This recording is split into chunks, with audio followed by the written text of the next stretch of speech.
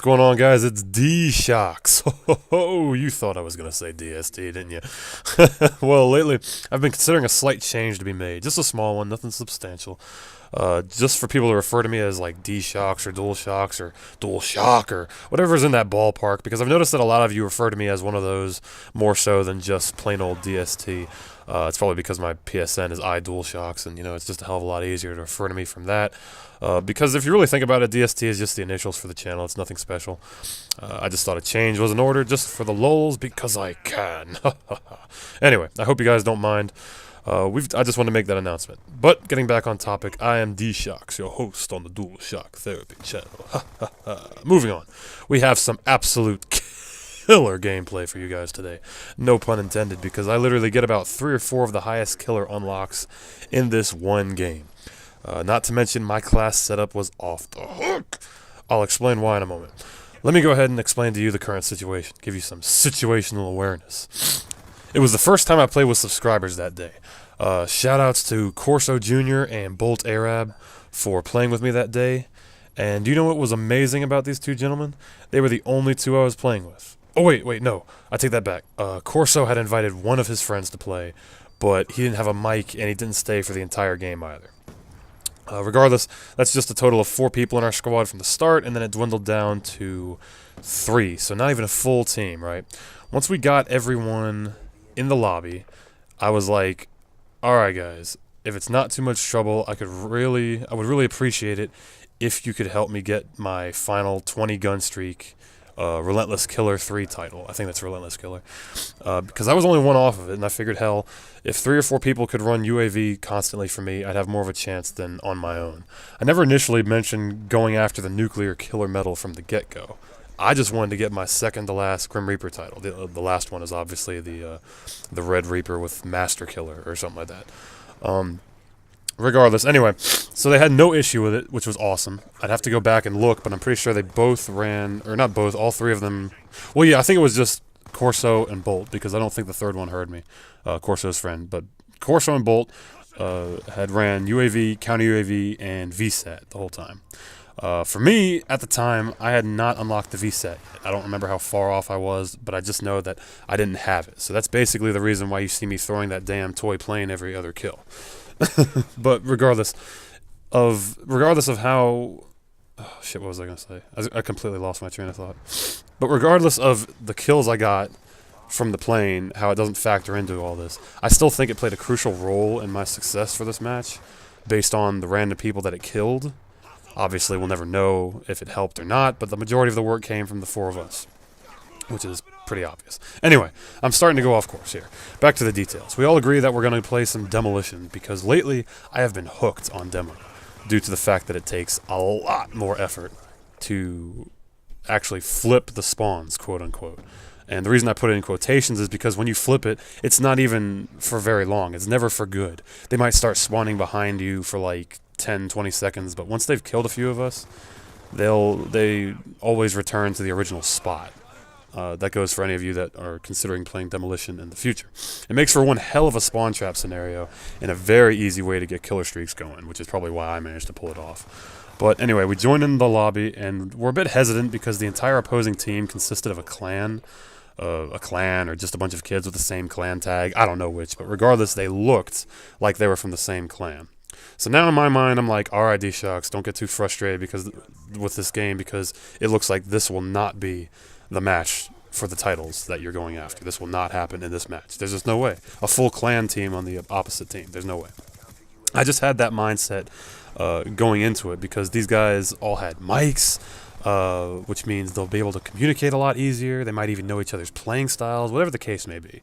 I just did not think this would happen. So the match finally starts, and we're doing some serious fucking work. Like, we are slaying bitches like Santa Claus. As I'm sure you saw at the beginning, I'm usually a very conservative player with most of my games. I'm sure you guys know that by now. Especially when it comes to high-risk gameplays. And for this case, the risk was my inability to get high streak. Alright, sorry about that, guys. They were calling me upstairs on the intercom. What was I talking about again? Oh yeah, my inability to get high streaks. But anyway, the risk in this entire scenario was my inability to get high score streaks, gun streaks, whatever. For this one, though, I was really confident enough in my squad to try out a tactic that I normally wasn't too comfortable with, since I was actually trying hard for once. I was, trying to get that damn relentless killer title. First round was an SMG slash run and gun type of round. I was going balls to the wall with the MP7. Wow, where the hell did that come from? MP7, if I can say it correctly. Hip firing with it, since this game caters a lot to the SMG users. I managed to rack up around 20 or 21 kills with it, just enough to get me the relentless killer on the first round. I'll let you guys go ahead and watch the rest of the first round, and I shall return momentarily for round 2. Enjoy!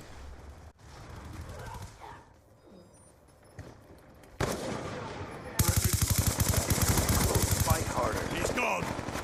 Counter UAV awaiting orders. Target down. Counter UAV inbound. Sniper! On your feet! Dropped him.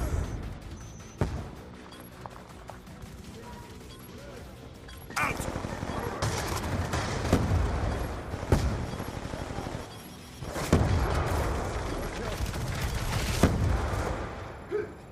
Good job. Get ready for the next round.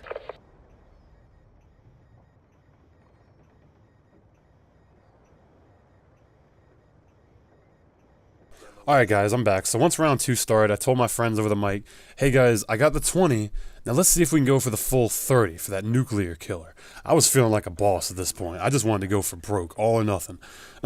Since I didn't want to get screwed out of it, you guys will notice that I take the safe route to things by busting out the good old LMG class, old glory, old ye faithful. Reason being is that I'm capable of just camping back, playing conservatively while tossing out some shock charges around the perimeter to let me know when that typical tunnel dweller from beneath the ship pops up and tries to take me out from behind. And I can't allow that kind of shit at this point, So I prop myself up on the second floor of the ship that overlooks B and started to pick off a decent amount of people from that position. I think I managed to get all my streaks going from there as well. After a little while, though, I noticed that the spawns were coming to like a complete halt, or like the amount of people around B just completely stopped. My team had kicked so much ass that they didn't start to switch up the spawns, but they pushed them so far forward that the moment they spawned, they pretty much got owned. And from where I was currently, I was not going to get anywhere in terms of kills, so I had to get out of there. You'll notice it was a little touch and go at first, so I figured, hell, just rush over there and hope you don't die. But I tell my squad on the mic to meet up with me on top and to just hold it down with me. Now, once I got up there was no denying the fact that the nuclear title was going to be mine. I mean, Corso and Bolt were doing some serious work. At this point, Corso's friend had left or disconnected or whatever happened there. So yeah, they were taking care of my blind sides while I took care of the noobs that insisted on rushing up the stairs to try and kill me. The best part was that I managed to get the Grim Reaper emblem, or the Brutal Killer emblem. It's just the Grim Reaper. It's really badass. And then I got my nuclear shortly after it, which was fucking amazing. I loved it. Thank you so much, Corso, Bolt, and Corso's friend, at least for the beginning. Anyway, the shitty part is that we ended up losing the overall game, which really, it wasn't a total downer, but I honestly didn't care. What's one loss going to do to my overall career stats? The best part was that my friends weren't peeved about losing. I think they had as much fun with it as I did.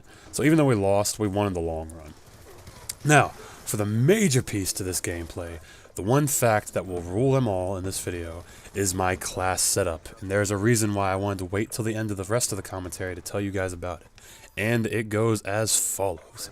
MP7 with no attachments, no perks, because at the time I was going for Art of War and Cherry Blossom, and like I said before, I wasn't planning on getting the nuclear emblem this game because I was using that shitty class. But, so no attachments on the MP7, no perks. I had Overkill wild card with the MSMC with the laser sight, and that was it. I was trying to get gold for the MSMC as well as the MP7. So then I got the Danger Close wild card for 2 frags, 2 standard concussions, and that was the first round when I got my 20 streak. The second round, I went with an LSAT with a grip, an FMJ, and a small, and played conservatively for the remaining 10 kills to get the complete 30 for the package of the nuclear killer.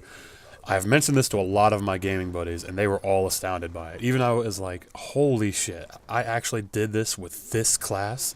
Me, someone who could not get a chopper gunner or gunship in Black Ops 1 for the life of him, or could not even get a chopper gunner or Moab in Modern Warfare 3 for the life of him? How the hell does this happen? But so much shit was rushing through my mind when I finally got that title. I think so far, I don't want to sound like a total, fuck. I don't want to sound like I'm full of myself, but I've only seen one other person to match my gameplay here, and that guy is iTemp, or Silenced Xbox Live, or Silenced XBL, which I'm guessing stands for Xbox Live. He actually pulled something off similar to this in a live game.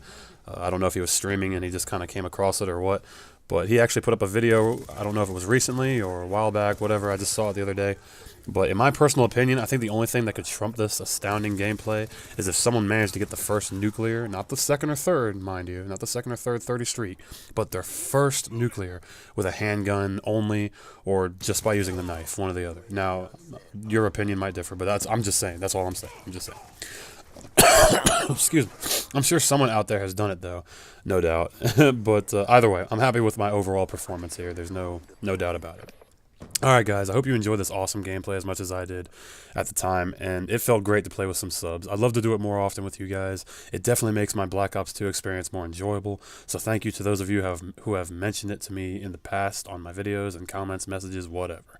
On your way out, be sure to hand gesture the shit out of that like button, and if you haven't already, please subscribe. Until next time guys, this has been D-Shox, and I'm out. Peace.